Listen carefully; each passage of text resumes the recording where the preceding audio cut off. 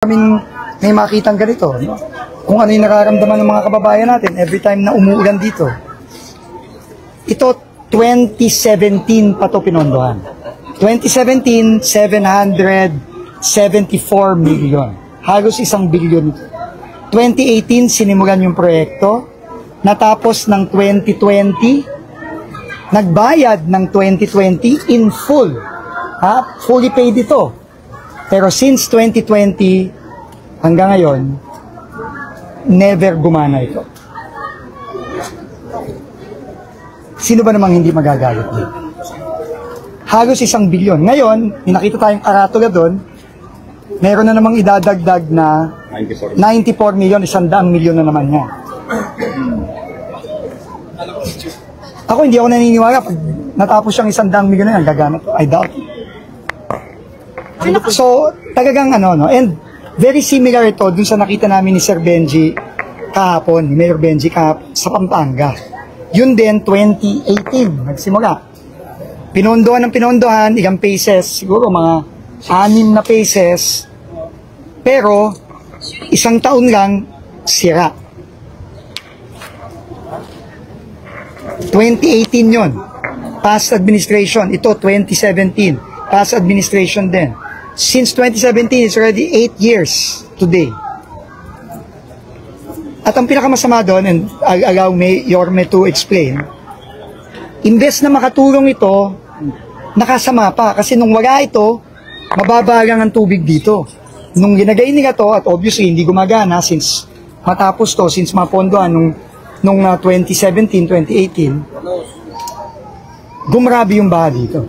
Kasi kanina medyo pinapagalitan nyo yung RD, no? Para ano po ba yung issue with continuously trying to upgrade something na posibleng hindi napag-aralan ng maayos? Kung yun ba yung tama? Nakikita kasi namin ni Sir Benji, and he can tell you more, mukhang nagiging pattern to sa mga nakikita nating project na mayroong pinondohan, binayaran, either substandard o minsan ghost pa, tapos mapapansin mo, pinopondohan pa rin ng pinopondohan, year in. Kamukha ito, may pondo na naman. Aalimin ngayon ng ICI, saan na naman ang galing itong pondong to? Sa palagay niyo po, Secretary, what's at the bottom of this kind of pattern? Bakit ito nangyayari? Wala bang nakaka-check?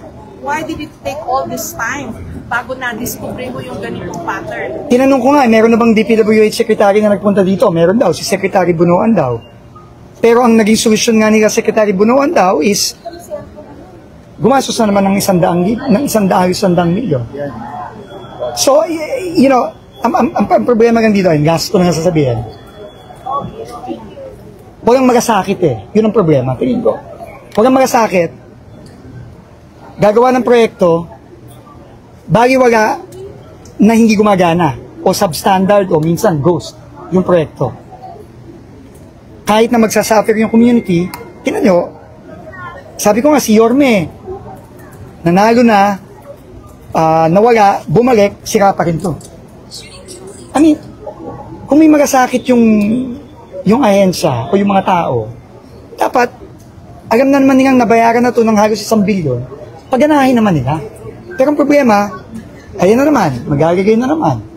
Pero tinanong ko kanina, sigurado ka ba na pag natapos tong 100 million na to, halos, aayos na to. Nung una sinabi, yes sir. Pero nung bandang uli, hindi daw. O sabi ko, anong solusyon? Sir, kailangan pa ng dagdag na 200 million. Napakamot na talaga ako. Sabi ko, wala nang katapusan na. So ang gagawin namin dito, and last na lang to, magpapa third party assessment kami dito.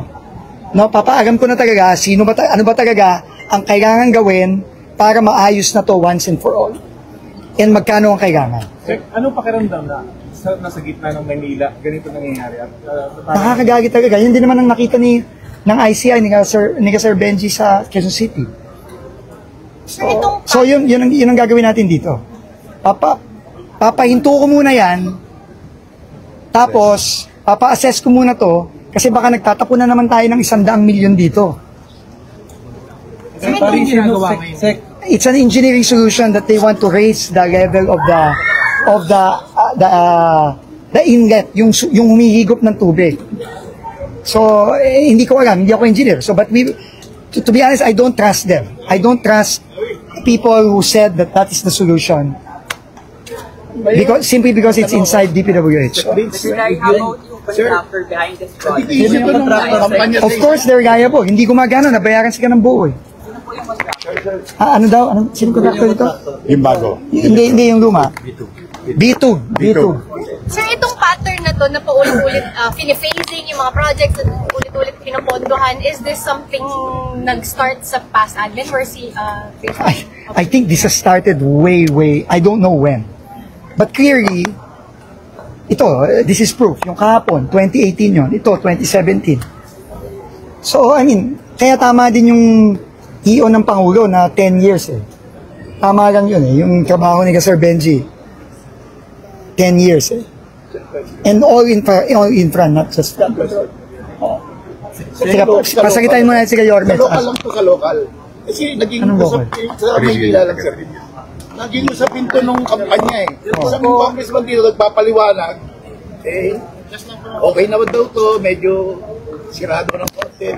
Anong sira ng konti? Hindi nga gumana. Hindi nga gumagana to since natapos eh. Na-downplay lang yung issue na to, sir. Hindi ko alam. Mayor, ano sa comment mo? Well, this is the greatest scandal of District 2, Manila.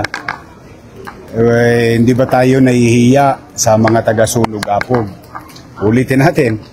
You go around, you ask the people around. Nung wala tong pumping station na to, manageable lang tubig dito. Kasi katabi namin ng ilog. Until mag-overflow ang ilog, saka lang kami makakatikim ng baha. In the absence of overflow, normal lang buhay namin. Nung nagkaroon ng pumping station, supposed to be flood control, it became flood uncontrolled. Ang sunog Apog. Ito yung unang-una. Ewan ko, you were there, all of you, during the height of ano.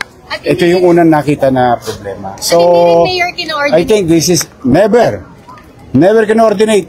And I'm gonna tell you straight, huwag na kayo lumayo. O, tingnan ninyo. Walang kuryente. Walang kuryente. Walang permit. Kasi walang building permit. Pag walang building permit, hindi yan bibigyan ng Meralco na pa-power up. So, napapansin yan nila Mayor Magalong, na pinupuntahan nila sa ibang lugar, ni Secretary Vince. So, hindi lang yan nangyayari sa probinsya, pati dito sa Metro Manila. And ito, isa to sa pinakamalaking iskandalo ng Maynila. Itong District 2 ng Manila. Sino pong kongresista mo or sino bang nag-congress at that time? Ngayon, At that time po? dalawa yan. Noong una, Lopez. After ng Lopez, Roland Valeriano na hanggang ngayon. So, the remainders of the 8 years from, kailan ba election? 19. 19. 3 years. The 22, 25, 3 years. 6 years. 6 years. Ngayon, 25, 28. Ayun, yung kasalukuyang congressman dito. I mean, I'm not saying is at fault. But as far as the pattern is concerned, with regard to congressional insertion, discretion, and lobbying or pooling resources from the respective district out of the NEP, out of the GAA, is congressman ang gumagawa.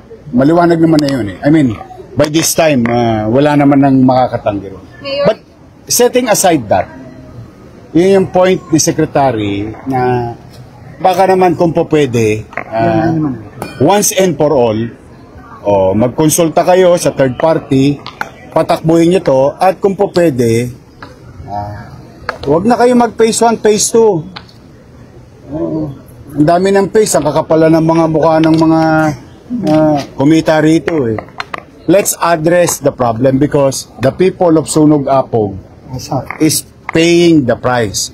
Tomorrow, we're gonna suffer again because there is an possible typhoon. And the day after that, maybe a week after that, there is another one in town.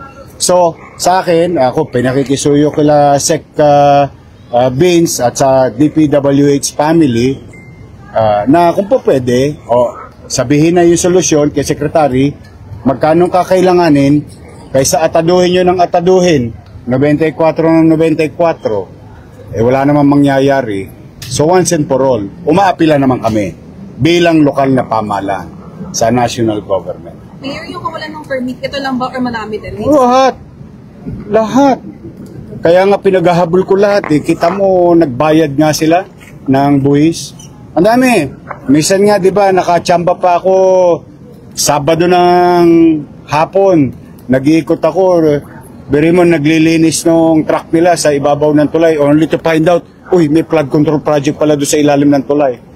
Eh, alam mo, anyway, moving forward, way forward. I always wanted to, after this incident, way forward tayo. Sundin natin yung panawagan ni Pangulo na itong mga national government agency project, kailangan humingi ng kaukulang, kooperasyon at permiso sa lokal. Nang sa ganon, hindi naman namin tuturo ang daliri namin sa nakaraan. Nakakapagod na magturo eh. I think tao, pagod na rin eh. Kaya kanina nakita niyo yung attitude ko, tinatanong ko yung RD, magkano? Kasi nandito na si sekretaryo eh. Pero sabi ni sekretaryo, teka, kung magkano, tatapo ba? Walang assurance. Sabi ni sekretaryo, paano nyo muna? Pakonsulta nyo muna sa third party. Para naman, paglabas namin dito, pag nakaharap ko yung mga taga Maynila, kumanatag kayo, aayusin na ni Secretary Vince Dizon. Ngayon, yung meron bang pananagutan, bahala na si Mayor Magalong at 10 ng kanyang mga kasama. Kasi yung pananagutan, hindi naman pwedeng ikubli na yun. Basta sa amin, hopefully, matapos na ito para sa mga taga-sunog at taga Maynila. Mayor Benji, sino po pwedeng, ibilang pananagutan ko, sino po ba pwede yung ipatawag ng ICI regarding this? Here in Manila, or ano po yung mga pieces of evidence? Unang-una, magkakaroon tayo ng technical at fraud audit dito. Dahil very peculiar ito, gagamit tayo ng isang third party. Hindi namin kaya ito. Kasi kakaiba to eh. Technical na siya. Highly technical ito. Tapos kahit na ayusin, assuming na maayos ito, kailangan investigahan pa rin namin. Kailangan managot yung dapat managot. Sinong pwede ipatawag? For hearing, for interview? Marami. Unang-una, siyempre yung DPWH, paano ginawa yung design, titingnan din namin, ano ba yung basis nila, bakit nila ginawa to, may hydrological study ba? Pangalawa, alamin namin yung program of work, titingnan ba namin kung tumama ba dun sa talagang ginawang design, pati na rin yung bill of quantities, pati na rin yung technical plan, kung nasunod ba lahat. Titingnan din namin yung kakayahan ng contractor. Bakit nagawa niyang 3.5, bakit 4? Siyempre, explain lahat yan. So marami kaming tatawagin dito. Pati din ba, sir, possible ba parang mga higher officials from past admin, lalo na nabanggit po na 2017, 2018 pa? Oo naman. So, every time naman na nag-interview kami, may mga lumalabas ng mga pangalan. Siyempre, susundan namin lahat yun. Tatanungin namin sila. Secretary, pasok pa po ba ito sa warranty para may mga background? Para hindi na pagkakit? Aagamin ko kasi matagal na.